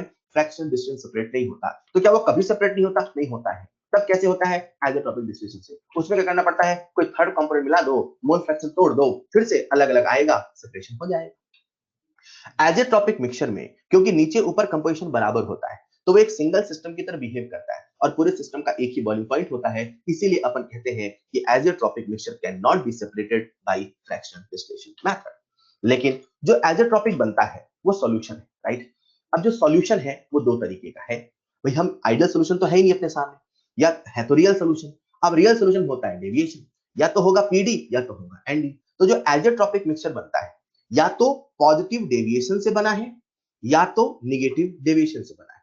तो पॉजिटिव डेविएशन से अगर बना है तो उसे कहते हैं मिनिमम बॉइलिंग आइसोट्रोप, अभी फील कराऊंगा मैं।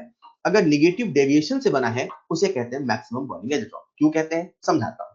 तो ऐसे इमेजिन करते हैं कि जो आइसोट्रोपिक मिक्सचर होता है वो दो तरीके का होता है, या तो वो पीडी होगा या तो वो एनडी होगा। अब पीडी होगा तो क्या होगा? तो सबसे पहले बात करते हैं मिनिमम बॉइलिंग आइसोट्रोप, राइट? एक एग्जांपल लेके चलते हैं। मिनिमम बॉइलिंग आइसोट्रोप समझना है तो मैं आपके सामने लेके आया हूं इथेनॉल वाटर का मिक्सचर, राइट? सबसे पहले आपको बता दूं, मैं अभी मैंने बताया था जो इथेनॉल और वाटर है, बताओ इसमें पीडी होता है कि एनडी होता है? इथेनॉल और वाटर में पीडी होता है कि एनडी होता है? बोलो भाई। इथेनॉल प्लस एनीथिंग पीडी था ना यार, तो आपको याद इसमें पीडी होता है। पीडी का मतलब क्या है? जितना वेपर प्रेशर होना चाहिए उतना है कि उससे ज्यादा है? जितना वेपर प्रेशर हमारे से कैलकुलेशन से होना चाहिए उतना है कि ज्यादा है? पीडी मतलब ज्यादा। बहुत बढ़िया, शानदार, बस आप समझ जाओगे, राइट? तो ये अपने सामने इथेनॉल और वाटर का मिक्सचर है। जैसे ही यहां पर कंपोजिशन आता है 95.57% वी बाई वी, आपको याद होना चाहिए, याद होना चाहिए। इथेनॉल और वाटर का जो कंपोजिशन है वो है 95.57% वी बाई वी। जैसे ही कंपोजिशन आता है नीचे ऊपर मोल फ्रैक्शन बराबर, बढ़िया है, बन गया एजेट्रॉप, बढ़िया है। डिस्टिलेशन नहीं होगा, बढ़िया है। एजेट्रोपिक डिस्टिलेशन होगा, बढ़िया है। लेकिन ये जो मिक्सचर बना है जिसका एक ही बॉइलिंग टेम्परेचर है, उसका बॉइलिंग टेम्परेचर इथेनॉल से कम होगा ज्यादा होगा, वाटर से कम होगा ज्यादा होगा, कि दोनों से ज्यादा होगा कम होगा, बात ये चल रही। जो ये एजेट्रोपिक मिक्सचर बना है जिसका एक कांस्टेंट बॉइलिंग टेम्परेचर है, क्लियर? क्योंकि इनमें होता है लार्ज पॉजिटिव डेविएशन। इस वर्ड को भी गौर करिएगा बच्चों, हालांकि आपके लिए बहुत फर्क नहीं पड़ेगा, बट याद रखना केवल पॉजिटिव डेविएशन से एजेट्रोपिक मिक्सचर मिनिमम बॉइलिंग नहीं बनेगा, वो बनेगा लार्ज पॉजिटिव डेविएशन से। ओके, अब लार्ज पॉजिटिव डेविएशन है मतलब जितना वेपर प्रेशर होना चाहिए उससे ज्यादा है, जितना होना चाहिए उससे ज्यादा है। आप सोच रहे हो 740 है, आप सोच रहे हो 740 में मत जिए, पता चला 760 है। तो जितना होना चाहिए उससे ज्यादा है तो बॉइलिंग टेम्परेचर कम है।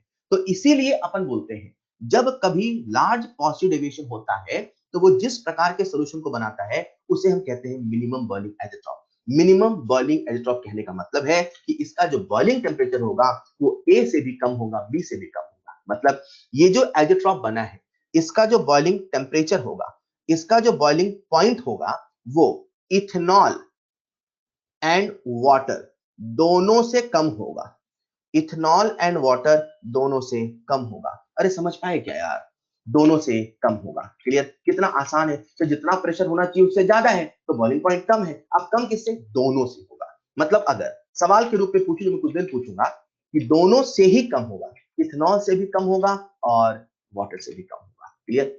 एक बच्चा मुझसे पूछ रहा, सर पीडी और लार्ज पीडी में अंतर क्या है? बेटा एक फैक्ट बता रहा हूं बस आपको, मतलब आपके सिलेबस में नहीं है, बस याद रखना कि सिंपली पॉजिटिव डेविएशन हो तो बॉइलिंग मिनिमम बॉइलिंग एजेट्रॉप नहीं बनता, लार्ज पॉजिटिव डेविएशन हो तब बनता है। उसके पीछे के लॉजिक जाने की जरूरत नहीं है, बस याद रखना है फैक्ट यार। तो बच्चों का ध्यान जाता नहीं लार्ज वर्ड में, है ना, उनको रहता है पॉजिटिव डेविएशन, पर लार्ज की वजह से ही होता है। थोड़ा बहुत पीडी है तो एजेट्रॉप भी बनेगा ही नहीं। जब लार्ज पॉजिटिव डेविएशन होता है तो ही एजेट्रोपिक बनता है, ठीक है? तो जैसे ही ये वाला कंपोजिशन होता है 95.57% वी बाई डी, वहीं पर लार्ज पीडी वाला सिचुएशन आता है और वहीं पर एजेट्रोपिक बनता है। इन द सेम वे अगला है मैक्सिमम। अब आप सब मुझे बताओगे मैक्सिमम बॉइलिंग एजेट्रॉप मतलब बॉइलिंग पॉइंट एजेट्रॉप का कोई एक होगा, उन दोनों से ज्यादा होगा कम होगा? साहब दोनों से ज्यादा होगा, मतलब दोनों से ही बॉइलिंग पॉइंट ज्यादा होगा, ठीक है? तो कब ज्यादा होगा? ऐसे सॉल्यूशन जिनमें लार्ज नेगेटिव डेविएशन होता है। पीडी हुआ तो जितना प्रेशर होना चाहिए उससे ज्यादा, एनडी हुआ जितना होना चाहिए उससे कम। तो जितना होना चाहिए उससे कम, यानी कि हमें टेम्परेचर और बढ़ाना पड़ेगा, यानी कि उसका जो बॉइलिंग पॉइंट है वो ज्यादा होगा। कैसे आप याद कर सकते हो, जो लार्ज एनडी है मैक्सिमम बॉइलिंग एजेट्रॉप, जो लार्ज पीडी है मिनिमम बॉइलिंग एजेट्रॉप। क्लियर? मतलब कंपोजिशन याद रखना है, nitric acid and water, 68% nitric acid and 32% water by mass. याद रखना है, याद रखना है, कोई इसका सोल्यूशन नहीं। 68% नाइट्रिक एसिड एंड 30% वाटर। मैंने अभी कुछ देर पहले कहा था वाटर और नाइट्रिक एसिड एनडी, तो एनडी और वाटर का सोल्यूशन है मतलब एनडी है। पर ये कंपोजिशन याद रखना है, जैसे ये वाला कंपोजिशन आता है वैसे ही एजेट्रॉप बनता है। तो 68% नाइट्रिक एसिड है, 32% वाटर है, कंपोजिशन बनेगा एनडी आएगा, और इसका एक ही बॉइलिंग टेम्परेचर होगा। तो वो जो बॉइलिंग टेम्परेचर होगा वो नाइट्रिक एसिड से भी ज्यादा होगा, वाटर से भी ज्यादा होगा। इसी चीज को समझने के लिए आओ एक सवाल करते हैं। आपके सामने एक सवाल है, अटेम्प्ट करना जरा।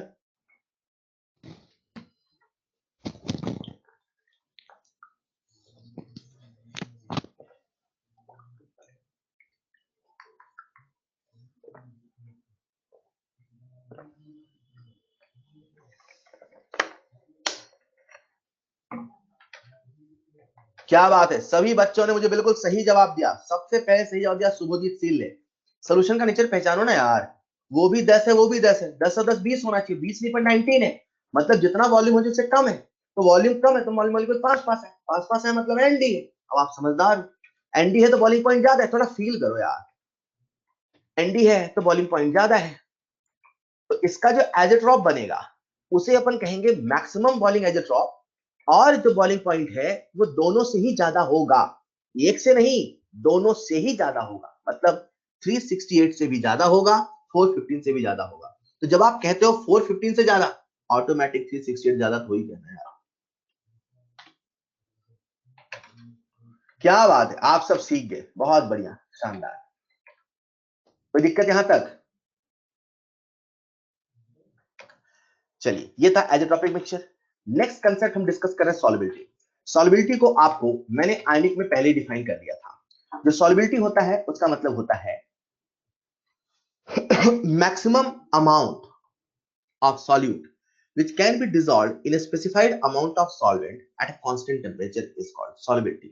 मतलब मैक्सिमम कितना घोला जा सकता है जब उसमें इक्विलिब्रियम आ जाए। ठीक है, तो जो सॉल्युबिलिटी है वो कई सारे फैक्टर पे डिपेंड करता है। नेचर ऑफ सॉल्यूट पे डिपेंड करता है, सॉल्वेंट पे, टेम्परेचर और प्रेशर पर भी डिपेंड करता है। हम सॉल्युबिलिटी पर डिटेल बातें नहीं कर रहे। सॉल्युबिलिटी का बहुत सारा हिस्सा आप इनऑर्गेनिक पढ़ते हो, जहां आप बहुत सारे सॉल्ट की सॉल्युबिलिटी पे बात करते हो कि कौन सा सॉल्ट सॉल्युबल है नहीं है, ऑल दैट। लेकिन मैं यहां पर आपसे बात कर रहा हूं solubility of gases in liquid. अब जो मैं कह रहा हूं बहुत ध्यान सुनना, ठीक है। हम लोग क्या पढ़ रहे हैं? हम लोग पढ़ रहे हैं solubility of gases in liquid. Solubility क्या है आयनिक में पहले ही समझा दिया था। अब हम किसकी सॉल्युबिलिटी पढ़ रहे हैं? गैसेस सॉल्युबिलिटी लिक्विड में। सर बाकी क्यों नहीं पढ़ रहे? बाकी आपने पढ़ी हुई है इनऑर्गेनिक में, राइट। अब आते हैं गैसेस की सॉल्युबिलिटी में। जो मैं बोल रहा हूं ध्यान सुनना। यूं तो हर गैस पानी में घुल जाती है, यूं तो हर गैस पानी में घुल जाती है। हाँ, जो रिएक्शन करती है वो ज्यादा घुल जाती है। Certain gases are highly soluble in water, जैसे कि अमोनिया एंड HCl। लेकिन कुछ गैसेस ऐसी हैं जो कम सॉल्युबल हैं, जैसे कि O2, N2 हीलियम। टाइम हो चुका है क्या? ऐसा करते हैं नेक्स्ट क्लास में करते हैं, राइट, क्योंकि टाइम लगेगा, है ना। इसे नेक्स्ट क्लास में करते हैं, नेक्स्ट क्लास में करते हैं, क्योंकि फिर वो जल्दी मजा नहीं आएगा। नेक्स्ट क्लास में करते हैं, 10-15 मिनट लगेंगे, पर काहे वो, अपन के पास टाइम है तो काहे को जल्दी करें, राइट।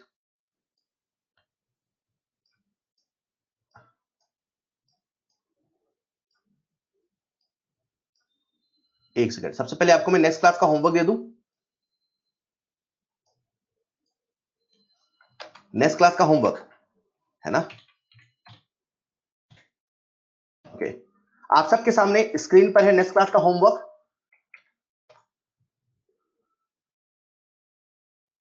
हाँ, कल से नया चैप्टर भी शुरू होगा, ऑब्वियस सी बात है। क्या होगा वो कल आपको पता चल जाएगा। चैप्टर खत्म सा हो गया है, हेनरी लॉ बचा हुआ है जो मैं कल करा दूंगा। आपका होमवर्क रहेगा रिवाइज ऑल लेक्चर नंबर 1। अगर आपको सारे फॉर्मूले याद नहीं हो रहे, सारे फॉर्मूले लिख लिख याद करेंगे। इलस्ट्रेशन सारे करने हैं, हेनरी लॉ छोड़ के, है ना। मतलब मैंने होमवर्क लिख दिया था, मुझे लगा हेनरी लॉ हो जाएगा, 5 से 7 मिनट का फर्क है, ओके। तो मैंने होमवर्क तो लिख दिया था, लेकिन मैं आपसे भी कह रहा हूं हेनरी लॉ के क्वेश्चंस छोड़ के, एक्सेप्ट हेनरी लॉ, ओ भैया, एक्सेप्ट हेनरी लॉ, ओके। आपको करना है और illustration, beginner box complete, exercise 1 complete, exercise 3 complete, exercise 2 complete. Obviously मैं अभी कल की बात कर रहा हूं, ये जो मैंने होमवर्क लिखा था ये चैप्टर कंप्लीशन के हिसाब से, बट अभी क्योंकि हिंदी लॉ बचा हुआ है, ठीक, तो आप कल क्या करोगे वो सुन लो, जो कल तक हो जाना चाहिए किसी भी कीमत पर। ये जो 7 तक लिखा है, this is for tomorrow's homework, है ना, कल कल तक हो जाना चाहिए किसी कीमत पर, राइट। ये जो आपके सामने लिखा है ये कल की क्लास के पहले हो जाना चाहिए, ठीक है।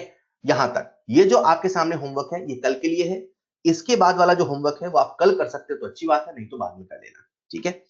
ठीक है क्या, अभी हिंदी लॉ के सवाल नहीं करना, जो डिस्कशन होगा वो मैं आज से 2 लेक्चर के बाद करूंगा, ठीक है।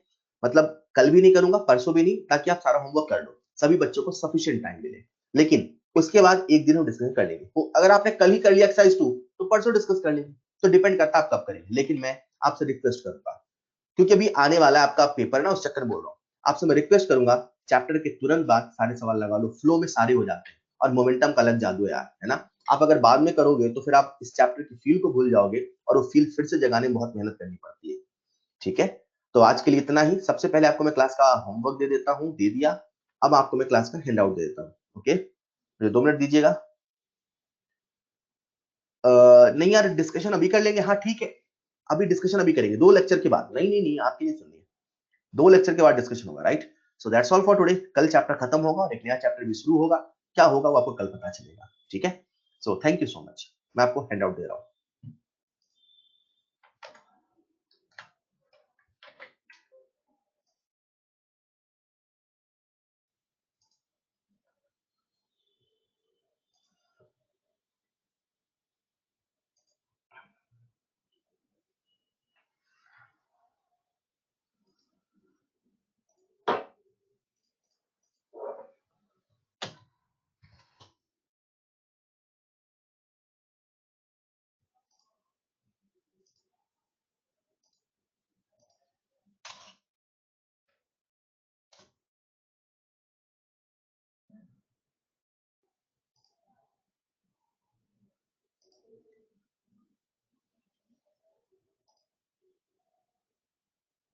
जिन बच्चों के पास लिंक है उनको हैंड आउट लिंक पर ही मिल जाएगा, दे कैन लीव। जिनके पास लिंक नहीं है वो यहाँ वेट करेंगे, जिनके पास लिंक है उनको हैंड आउट लिंक पे मिल जाएगा।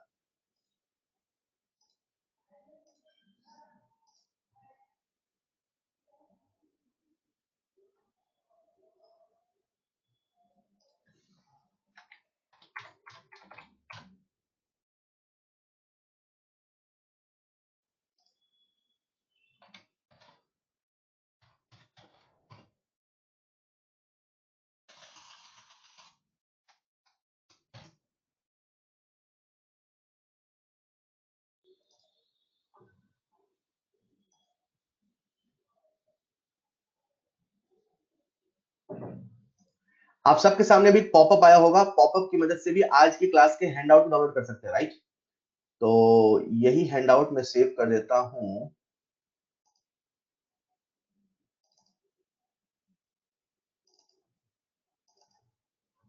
आपके लिंक पर भी।